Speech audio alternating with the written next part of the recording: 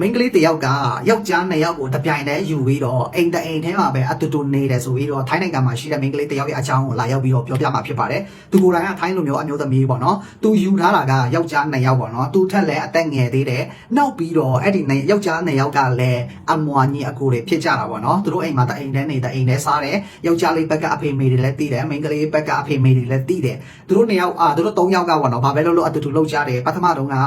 သူတို့စကားပြောတာလည်းအချစ်စကားတွေပါပြောတော့ကလည်း3ယောက်ပေါ့နော်အဲ့ဒီကိုဖွဲ့ပြီးတော့ပြောကြတယ်ချစ်တယ်ကြိုက်တယ်နောက်ဆုံးတော့သဘောတူပြီးတော့3ယောက်အိမ်ထောင်ပြိုလိုက်တာပေါ့နော်နောက်ပြီးတော့အဲ့ဒီ social media ပေါ်မှာအဲ့ဒီကောင်လေး2ယောက်ရဲ့မွေးနေ့ပေါ့နော်လှုပ်တဲ့အချိန်မှာသူကိုယ်တိုင်က TikTok မှာတင်ခဲ့တယ်ပေါ့နော်အဲ့မိန်းကလေးကသူပြောတာတော့အဲ့ဒါကျမရဲ့ယောက်ျား2ယောက်စလုံးပါဆိုပြီးတော့ထုတ်ဖော်လာတဲ့အတွက်ပေါ့နော်ထိုင်းနိုင်ငံမှာတော်တော်လေးကိုအံ့ဩသွားပေါ့နော်အရင်တော့ဆိုရင်ပါလေယောက်ျားလေးမိန်းမ2ယောက်3ယောက်ယူတာတော့တွေ့ဘူးလေပေါ့နော်မိန်းကလေးကယောက်ျား2ယောက်တပြိုင်တည်းယူတာတိတ်ပြီးတော့မတွေ့ဘူးပေါ့နော်တကယ်ချင်းတို့ကရောတွေ့ဘူးကြလားဒီမိန်းကလေးကတော့နော်ဆရာရွယ်